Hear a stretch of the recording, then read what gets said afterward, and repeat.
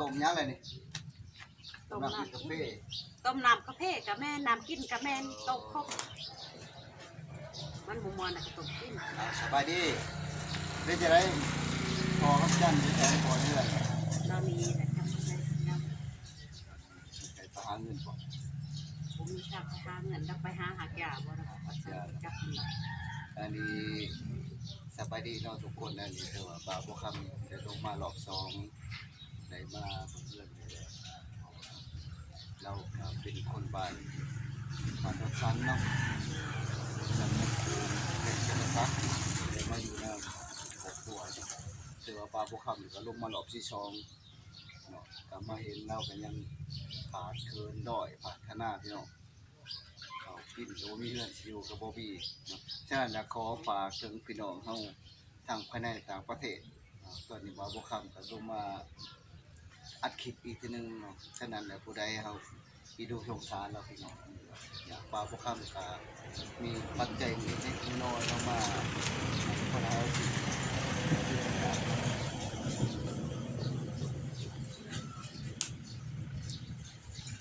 นะพอได้ซื้อกิน น้ำ บาบ่คำก็มีน้อยหนึงก็ช่วยกันเป็นปัจจุปัจจัยเนาะ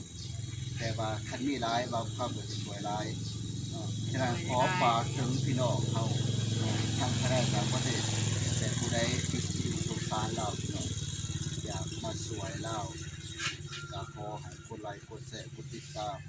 ของถูกบาบ่คำเนาะพิมพ์เขาอัปเดตอาการคนร้อยแล้วพิมพ์เขาบ่คำชัยวงศ์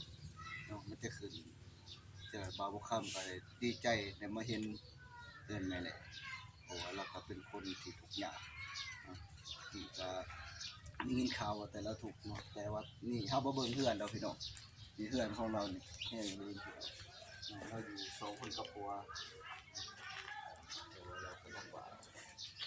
ฉะนั้นแล้วผู้ใด ดูดีดูสงสารเด้อพี่น้องเด้ออยากหาปัจจุปัจจัยเป็นเสียฝาก่อนอยากมาสวยเราพี่น้อง ตอนนี้เราก็ยังขาดอยแห้ง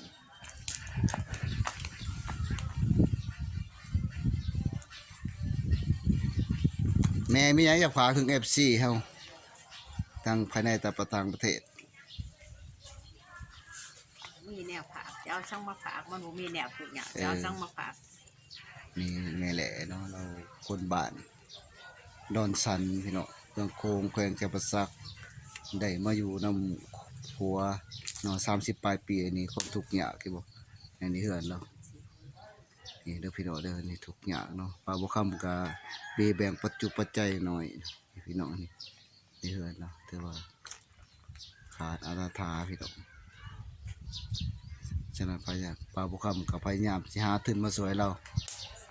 ตำเลขให้6โตนี่พี่น้อง ตามต้นมันของพวก แล้วก็สิให้ลำบากเฮือนโดดนะครับ นี่พี่น้องสภาพคือว่าเราถูกหยาเขากินก็บ่มีเด้อพี่น้องเด้อ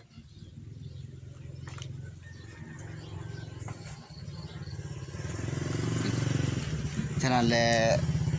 ช่วงนี้เนาะบ่าวบ่คำก็บ่มีหยังหลายก็ขอขอบใจเนาะทั้งของพ่อแม่แหละแล้วก็ขอขอบใจทางพี่น้องเฮาทางภายในและต่างประเทศเนาะพี่น้องเนาะ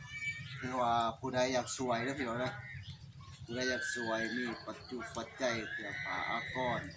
เป็นวัตถุเครื่องห่มเนาะเพราะว่าเรามีกระโดดแห้งเนาะแล้วก็แล้วก็ได้สิมาหาขอขึ้นนาทีน้ำหนองเขามาสวยเดี๋ยวเนาะว่าผู้เข้ามีเวลาอยู่50,000ฉะนั้นขขอบใจทางพี่น้องผู้ติดตามของทุกผู้เข้าแล้วก็ทั้งพี่น้องเฮาทั้งภายในต่างประเทศขอขอบใจ